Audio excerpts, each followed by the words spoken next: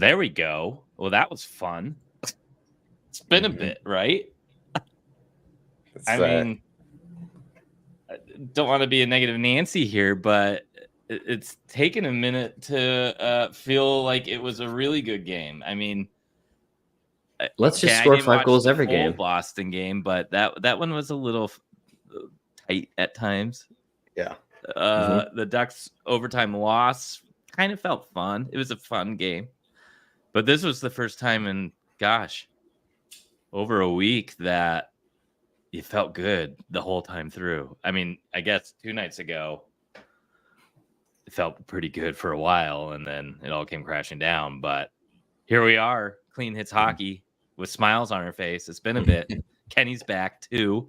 Kenny's back from vacation. Yeah. We got Corey coming in from Toronto, back home. Curse is gone. Guess it took a full game to get rid of that Eastern. Get it out of our system. Canadian smog off of Utah.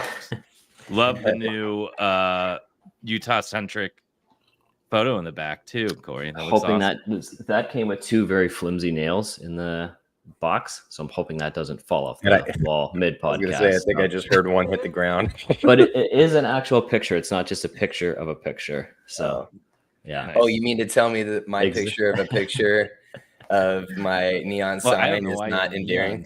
No. Yeah, it's not even on, Kenny.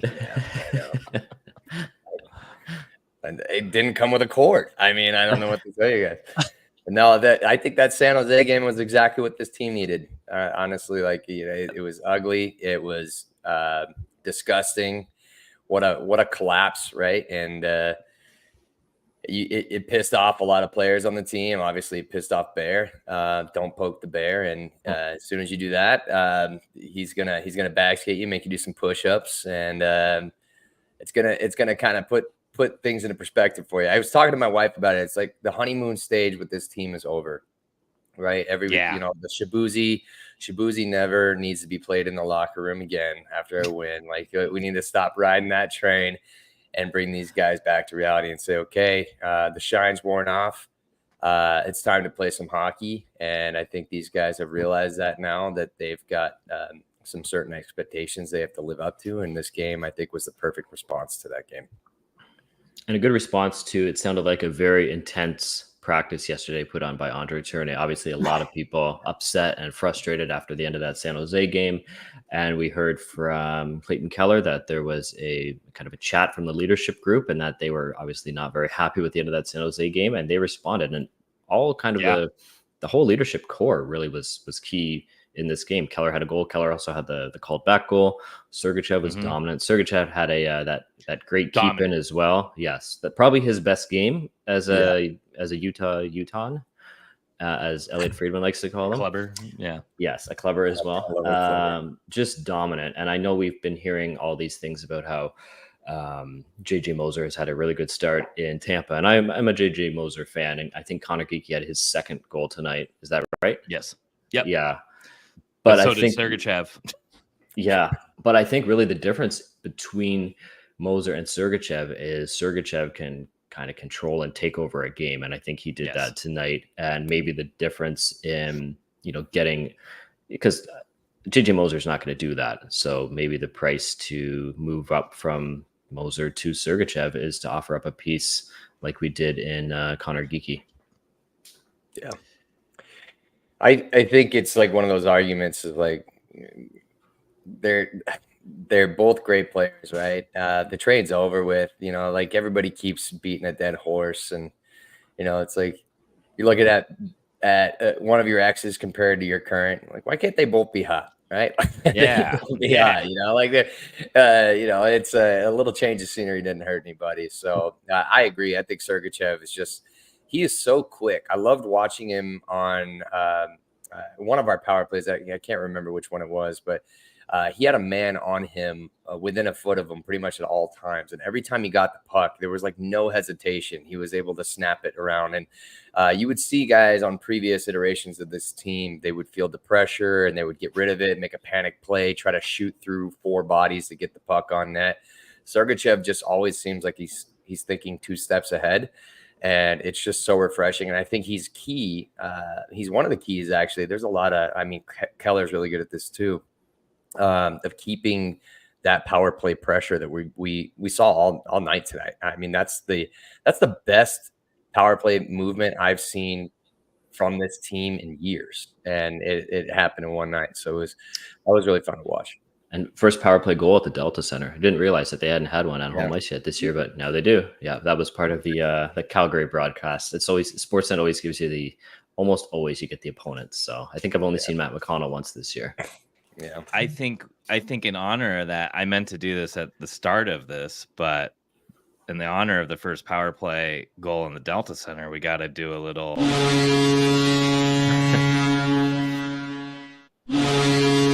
it. I love it. Well, not gonna lie, that scared me a little bit. Just the other thing too with Sergachev, love seeing the celebration from him too after the game, or after the goal rather. You don't normally see a lot of emotion from him. He's just kind of the more of a stoic leader. So really cool to see that from him today. And I mean, all the leaders were good. Keller got the goal, like I said. Sergachev, even a player like Nick Schmaltz, who I know we like to kind of get on a lot. He had probably his best game of the year as well, and he's alternate captain or rotating alternate captain or whatever you want to call him this year, and he had a really good game too. Yeah, I think honestly, I thought that was Schmaltz's best game I've ever seen him play outside of the 7-point game against Ottawa. Yeah, that was a fun game. I think that Sergachev just finally, you saw that celebration. He's like, finally, Hayton didn't tip in one of my goals. So I think there was just such relief there. He's like, that was clean. I saw it. Nobody else touched it. That was my goal. So no, that was really cool to see. I agree. It's you always like to see a player that looks comfortable, especially after a big trade. I think Sergachev has always been welcome to the idea of being on this team, but it was nice to see that, you know, he's kind of putting the team on his back. He's I mean, a top 3 player on this team, and he was brought in for a reason, and a couple of frustrating games in a row. And it was nice for him to, you know, be able to look at the score sheet and say, hey, I contributed in a big way. So I know that everybody's going to hammer down on that trade. It's going to be one of our most controversial trades that we've ever made, especially so early on. But let's just be happy with what we got. Sergachev looks great. Stop watching other score sheets. I did that with the Schmaltz and Dylan Strome trade. I don't know if you guys remember. I'm like, Strome cannot stop scoring. And then now you look at it and it's like, we won that trade. Yeah. Well, in case you're just tuning in, this is the Clean Hits, not so clean hits. This is where we actually get to say some swear words and we let it all hang out. Post-game show. This is Brad. We got Corey. We got Kenny. Definitely check us out at cleanhitshockey.com. That is where you're going to find all of our written content. Trent, the resident prospect expert, just dropped the second part of his prospect primer, covering all of kind of the main Utah Hockey Club players to kind of keep your eye out for in the CHL, the Canadian Juniors Leagues. He has already dropped the AHL version of that, and then he's going to be Mr. International coming up soon. Hopefully next week to drop part 3 of that. So if you want to really kind of dive in even deeper than just the guys you're seeing every game and see what's coming up the pipeline and what Mr. General Manager Bill Armstrong is building, quite the opposite of Detroit Red Wings, by the way. I watched that game for quite a bit while I was having to sweat out some dumb bets. And boy, oh boy, this is a very different looking team. Where they seem to be stagnating. We have a completely robust pipeline that I don't know if all these guys are even going to make the team. So become familiar with some of your new favorite players that you may never be able to root for, or just learn more about maybe the next superstar for Utah Hockey Club at cleanhitshockey.com. Definitely help support the show, the community that we're building. And if you want to be a bigger part of that community, we do have a Discord. The link's always hard to spout out. So if you find us on Twitter, you can find that link in our link tree, which is in our bio or at the bottom of all of our articles. We post that. So come and join it. It's a bunch of fun. We have a killer game day thread. I see a lot of the regulars already in the chat. Hello. Good to see you all. And oh yeah, we got a fucking win. Finally. On the Red Wings there, I know defense has been a struggle for them this year. They could probably use a player like Ollie Maata. Yes. Wow. So the layup right there, Corey. Let's go. Let's talk about it. We finally made that trade we've been talking about for what seems like forever, but it's only been 2 weeks. Kind of the perfect piece. And I texted Trent this. I don't remember. Maybe I texted it in the group chat too. When we were doing our post-game show 2 nights ago after that terrible collapse against the Sharks, I was trying to think of some more teams that were kind of up against the cap or had expiring contracts. I think I was kind of digging around Puckpedia. Ollie Maata was one of the guys I was looking for. And nice. I just got distracted maybe by the wine, maybe by the tears. But this was a guy I was kind of thinking about when we were talking about the trade ideas a couple weeks ago, too. I didn't quite call it like Trent. I'm not going to claim it. You can either believe me or not. But we need the receipts. Yeah. No, unfortunately, but I think this is what the team really needed, and it showed already. Yeah. I couldn't believe he almost played 20 minutes. He may have hit 20 minutes. I think it was near the end of the third. And he was at 20 minutes, 6 seconds. And not only 20 minutes and 6 seconds, but this time last night, he was in Detroit. Yeah. Like, he had a wild day. He flew into Salt Lake, the time change. But I like how he played tonight. Obviously, we needed him because there was some, pregame Kesselring might not have been able to go because he was sick, but just thrown right in the fire. Don't have time to think, just go out and play. And he played the typical Ollie Maata game, just simple, no frills, good in his own zone, simple pucks out of the simple puck movement out of the zone.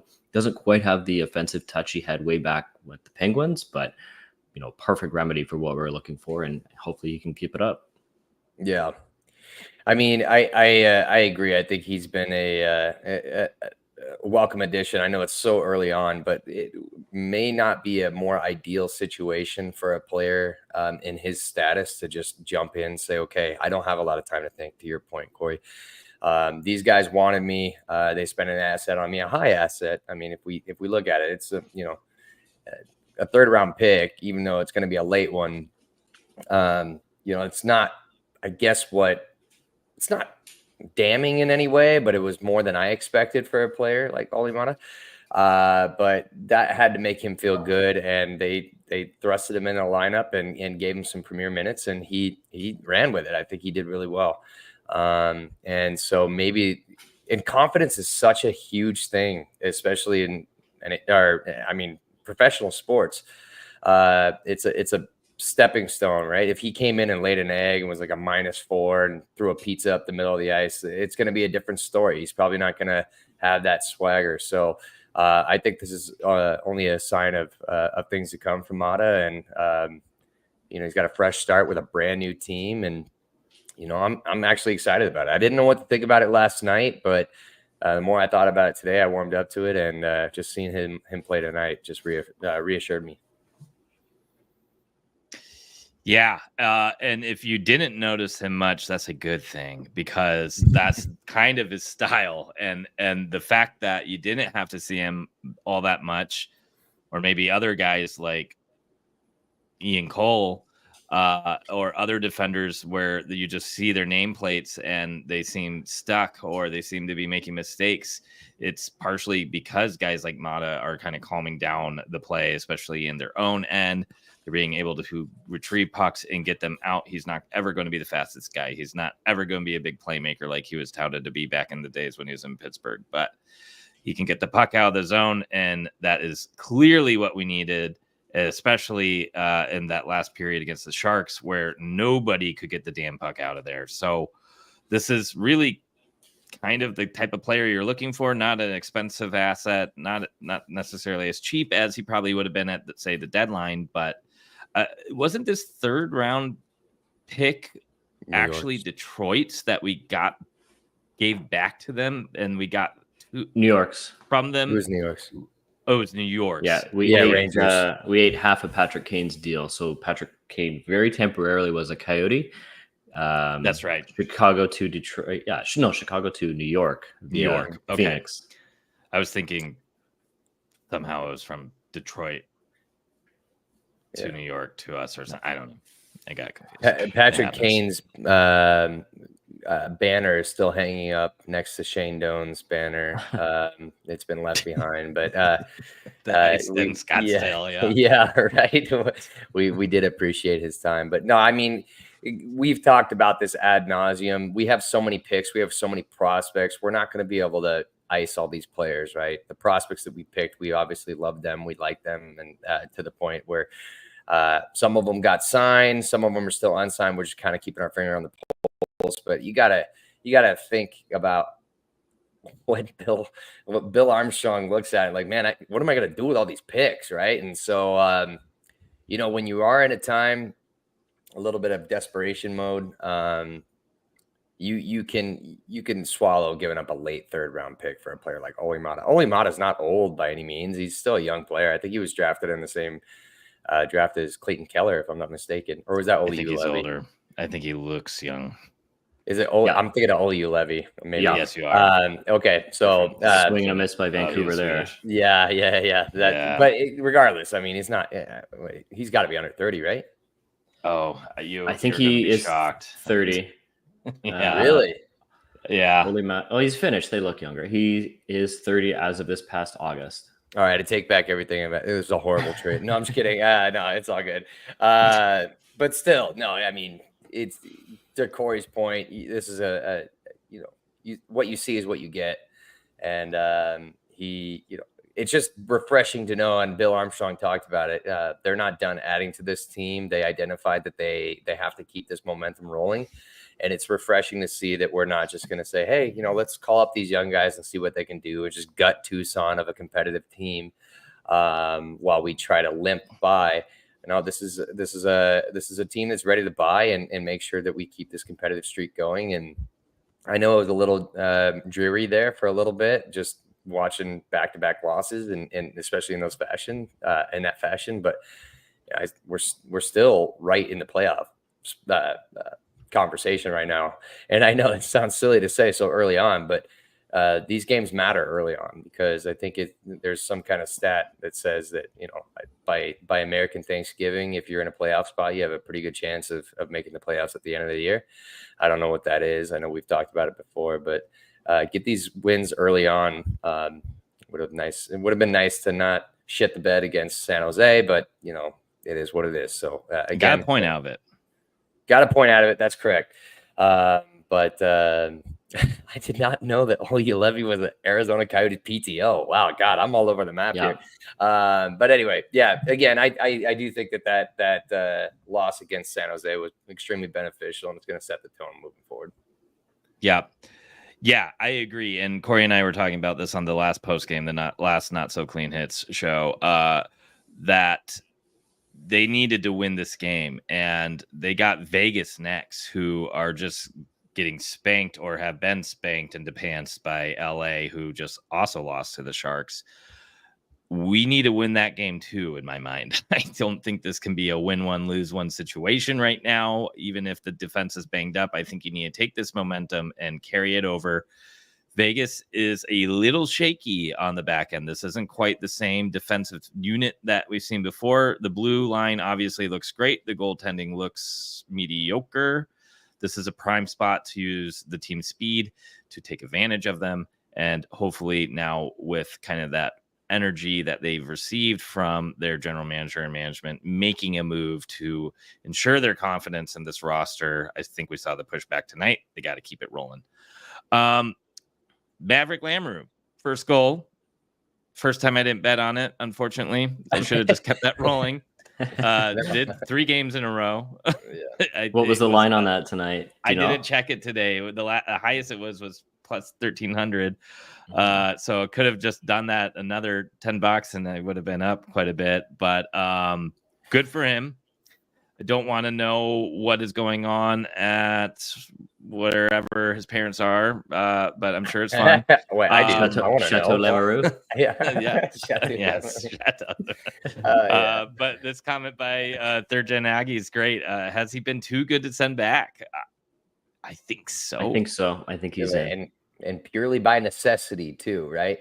But just by necessity, he's probably staying. But I agree. I think he looks really, really steady, and there's no way, even if magically Dursey came back and said, I'm feeling fine, I think there's a way. You have to find a way to keep him on this team. So, yeah, 100%. And I don't know who said it. Someone on the broadcast said that they heard that he almost made the team out of training camp last year. Yeah. Right. So they've kept him in high regard for a long time. And it's just so refreshing to see a right-handed shot defenseman who we were kind of unsure about begin to flourish right in front of our eyes. Yeah, I think that Pucky it was a rocket tonight. It might be up in Idaho by now, right? It's still going. Yeah. But I think it'll be very telling here in the next couple of days if John Ferguson, the general manager in Tucson, if they bring in another like an AHL defenseman, that could be very telling that Lamoureux is going to be up here for quite a while. And it's Dylan Gunther all over again from last year, right? When he came up mid-season because of the suspension to who was suspended? Zucker. Yes, that's right. Jason Zucker. And he was only going to be up temporarily until Zucker came back, and he never went back down. And it could be the case here again. And like Kenny said, it's partially because of the injury, but if you take Lamoureux out of the lineup right now, there's no really other options. I mean, we went with 7D tonight, but I mean, that's it. There's no one else to call up from Tucson. So this is it. Yeah. And I think he's going to stay, and he's playing well. As long as he continues to play 16 to 20 minutes and continues to show that he can play effectively, there really is no reason to send him down. Agreed. And Timothy Liljegren, one of our trade targets, has been moved to San Jose. I didn't see what it was for. So that's kind of one of those options that's off the market. Columbus won again. Provorov looked great. I don't know if they're going to be willing to move him. So right now, I think MavLam's going to be on the team for a while, maybe until Marino comes back. And then maybe at that point, just let him go back down and bake a little bit more. But we'll see. I mean, it'll just kind of depend on how he holds up on an NHL schedule, which can be very grueling. I mean, those guys are so far away. Marino and Dursey, we might not even see this year. Like April-ish, Marino, February. I mean, that's so far off right now. That's still 3-4 months away. Yeah. So lots of I definitely for think Lamoureux. with the addition of Maata, we are buying time to maybe make a larger trade down the road if things still look shaky. But if not, I think this is going to be the 7. Yeah, I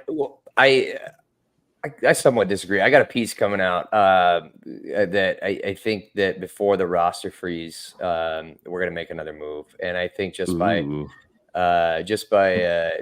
Bill Armstrong's comments, I don't know if it was today or yesterday, that they're waking up every morning, consulting together, seeing how they can improve, and that they have the assets to do so.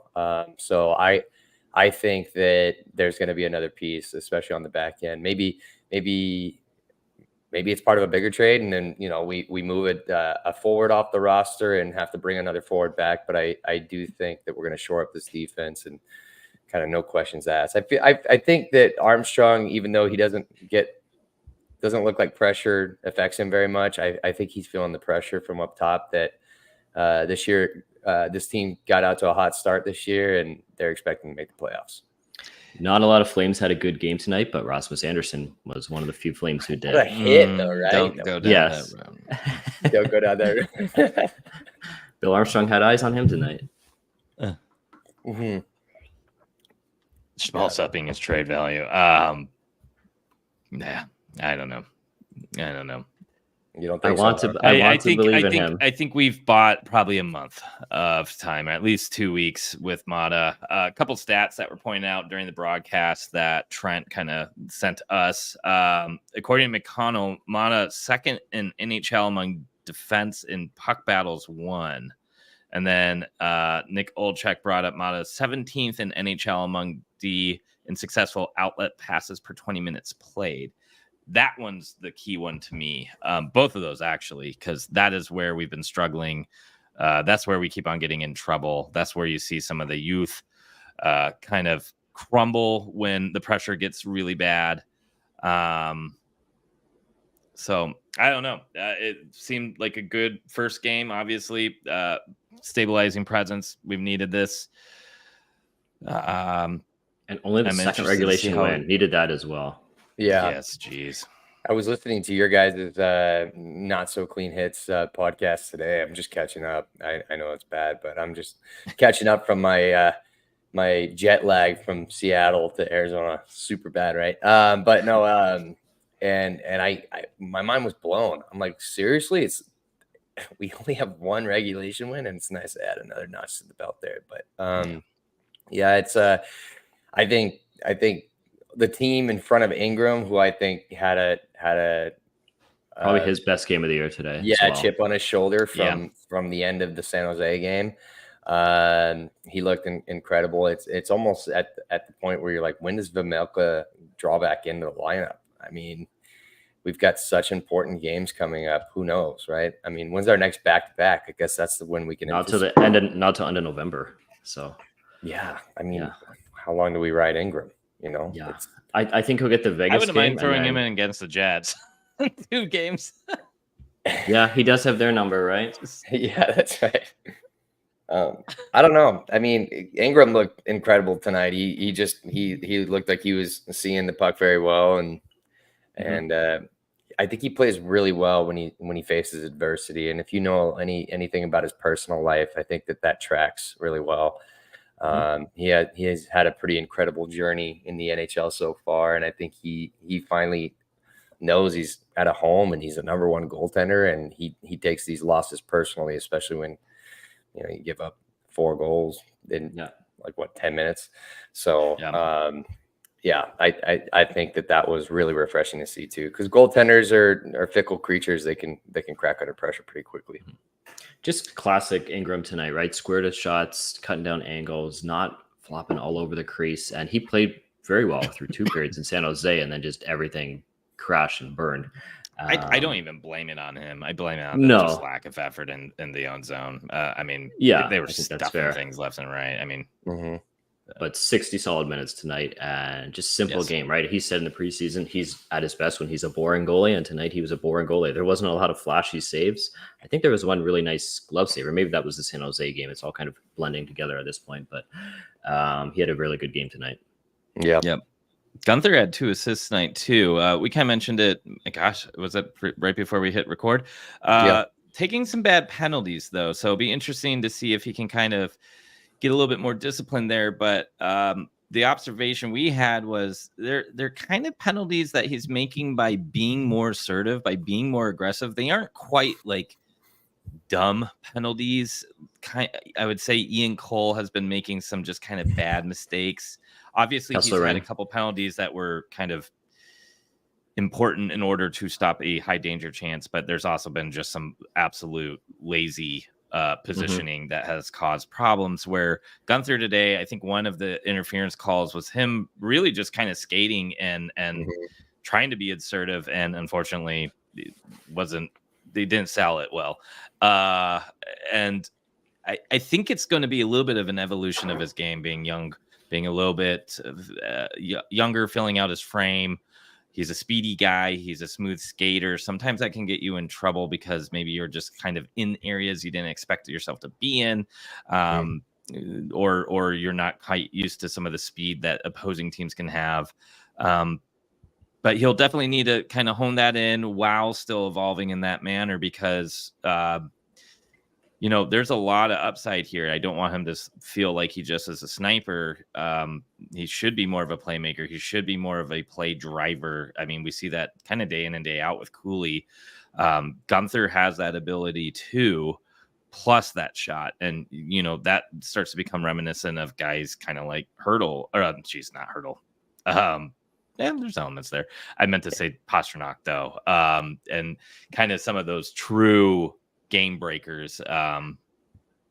So I don't know. It'd be kind of interesting to see if he can kind of shake off the mistakes or what that type of play style results in, or at least be able to keep his confidence up and continue to play like that and get better. Yeah, I think Bill Guerin said it best. Hockey players, what he loves about hockey players is hockey players like to earn their contracts. And so Dylan Gunther, being a young kid, probably has a lot of pride and a lot of pressure on him right now, that he's like, okay, I just got handed the bag. Costco shopping sprees all year long, right? He's trying hard. He really, really, you could tell when he broke his stick tonight, he was so pissed, right? He's in Ovi's office, Gunther's office now. We'll call it the crow's nest for the gunner. I don't know. We can think of something clever. But you could just tell that he just wants to compete every single night, and him and Cooley are cut from the same cloth in that way, and that should just pump that right into my veins. That's exactly what I've been wanting to see from this team, and again in previous iterations for a long time. So we're drafting the right type of breed, and I think Bill Armstrong's to thank for that. But it's only a matter of time before these guys figure it out. Like, okay, I have all the tools. I just have to organize my toolbox a little bit, and these guys will make it happen. So I'm not too worried about it. This is going to happen early on in careers. Speaking of that Costco, I finally did it. We did hit the 100 Instagram followers, and if you're not following us on Instagram, definitely do. That's Instagram /Clean Hits Hockey. Kenny will be probably breaking down maybe a goal or two from tonight, but we do finally have the OGB Dylan Gunther Costco shirt available in our store. I'll drop that link in the chat. Another great way to support the podcast, support the community here, and help us grow a little bit. And also just kind of awesome swag, not going to lie. Nice little Clean Hits logo on the back. Of course, Dylan Gunther Costco card on the front. I have not actually received one of these yet.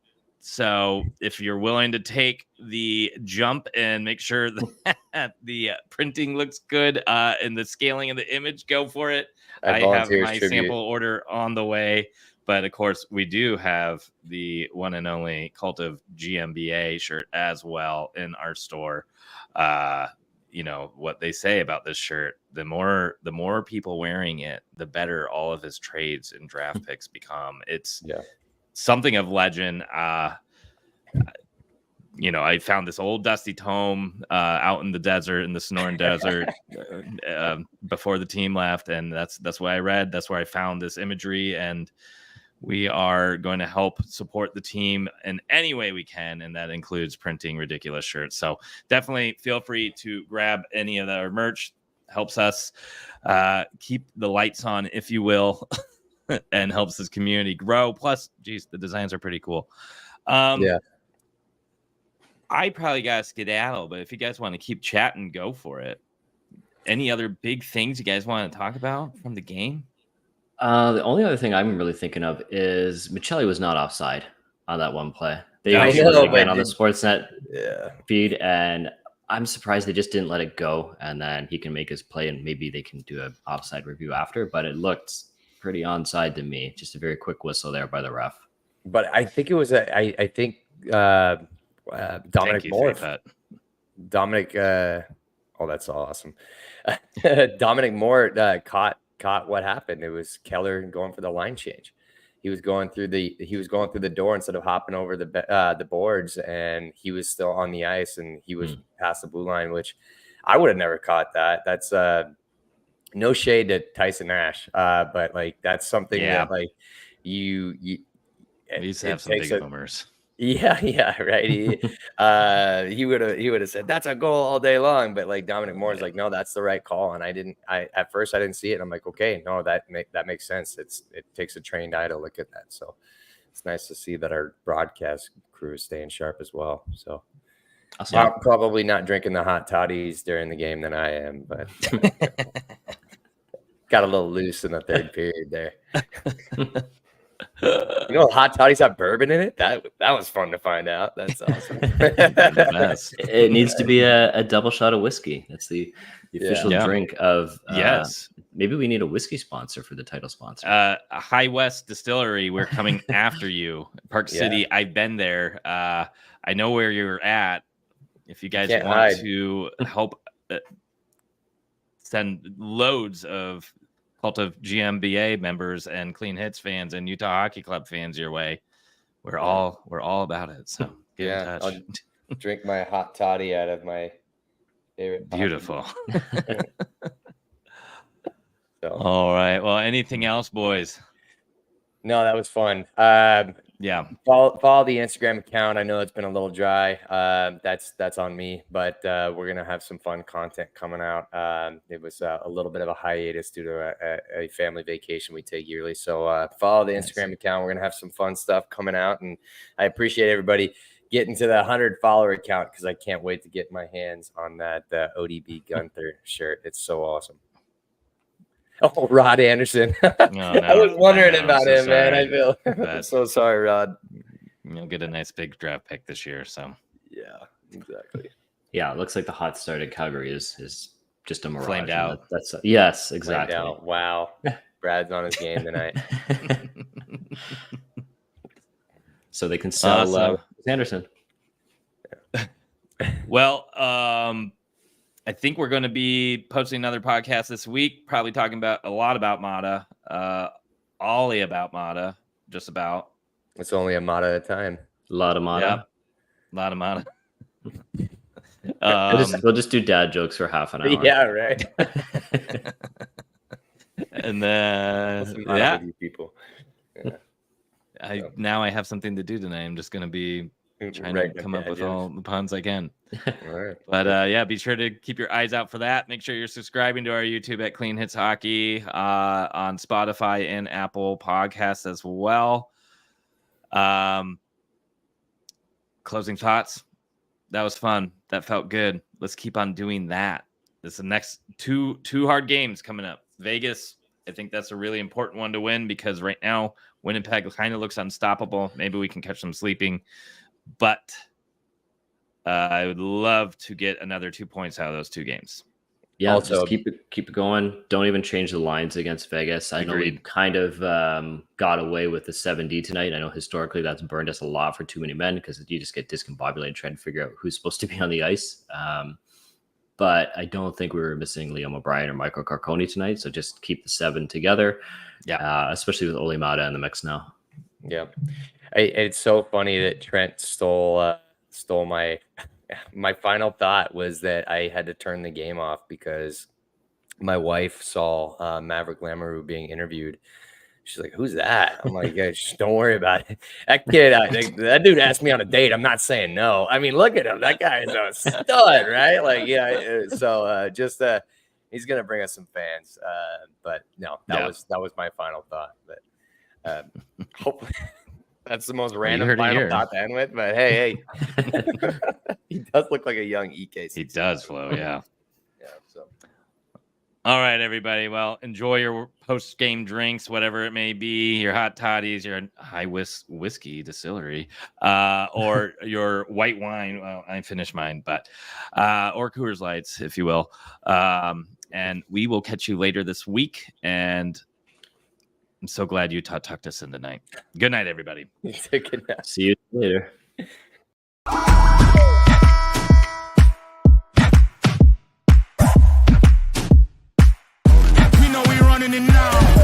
Watch the game change.